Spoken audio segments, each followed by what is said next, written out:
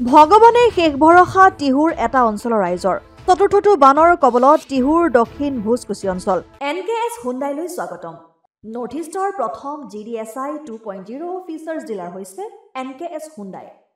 অত্যাধুনিক সা-সুবিধাৰে তৈয়াৰী most updated Hyundai dealer এতিয়া ডিব্ৰুগড়ত আমাৰ NKS হুণ্ডাই ডিলাৰত open sales consulted room customer ৰুমৰ লগতে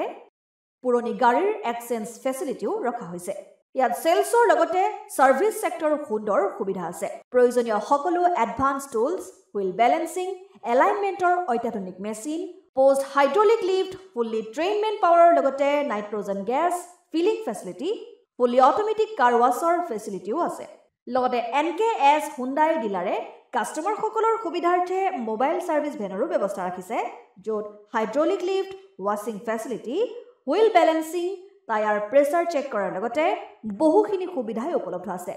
NKS হুণ্ডাইলৈ আহক আৰু সুবিধাসমূহ গ্ৰহণ কৰক যোৱা কিছুদিন ধৰি অহা নেৰানেপেৰা বৰষুণত ফেনে ফুটুকাৰে উফন্দি উঠিছে নৈ উপনৈ টিহুৰ দক্ষিণ ভোজকুচিত বুঢ়াদিয়া নৈ লৈছে পুনৰ সংহাৰী ৰূপ ভগ্ন মথাউৰিৰে কৃষকৰ খেতিপথাৰলৈ হুৰাহুৰে সোমাইছে পানী পুনৰ বানৰ কবলত পৰাৰ আশংকাত ভুগিছে বৃহত্তৰ দক্ষিণ ভোজকুচি অঞ্চল ইতিমধ্যে বানত বুৰ গৈছে বৃহত্তৰ অঞ্চলৰ কৃষিভূমি বৃহত্তৰ অঞ্চলটোৰ কৃষক ৰাইজৰ চকুত চকুলো একেটা বাৰিষাতেই চাৰিবাৰকৈ বানত পৰা অঞ্চলবাসীৰ বাবে এতিয়া ভগৱানেই শেষ ভৰসা পোনপ্ৰথমে মই অসম নিউজ চেনেললৈ মোৰ আন্তৰিক শ্ৰদ্ধা জনাইছোঁ আমাৰ ইয়াত বছৰে এইটো সমস্যা আমাৰ ভোজকুচি বুলি নহয় আমাৰ ইয়াত মোটামুটি 14খন গাঁও এনেদৰে প্ৰতি বছৰে বানত প্লাবিত হৈ থাকে কিন্তু এইবাৰ এতিয়ালৈকে 4টা বানপানী একেলেঠাৰিয়ে গ'ল গতিকে আমাৰ মানুহখিনিৰ বহুত অসুবিধা হৈছে পশু তাৰপিছত গৰু ছাগলী তাৰপিছত কঠীয়া এই মাছৰ যিবিলাক মাছৰ ব্যৱসায় কৰি আছে মইতো মাছৰ ব্যৱসায় কৰোঁ গতিকে মাছৰ ব্যৱসায় কৰাবিলাকৰো বহুত অসুবিধাৰ সন্মুখীন হৈছে মানে কিছুমান ফিচাৰী গোটেই একেবাৰে তলে গুচি গৈছে আৰু কিছুমান যদিনো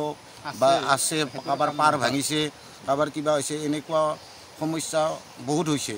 গতিকে মানুহখিনিৰ একেবাৰে অৱস্থা নাই আমাৰ ইয়াত এতিয়া চৰকাৰক কি আহ্বান জনাব মই চৰকাৰক এইটোৱে আহ্বান জনাইছোঁ যে আমাৰ এই মথাউৰিটো মানে ইয়াৰ পৰা বালি শিয়ালমাৰীলৈকে মথাউৰিটো যেন তাৰমানে সম্পূৰ্ণৰূপে তাৰমানে বনাই দিয়ে অসম আদিত্য নলবাৰী।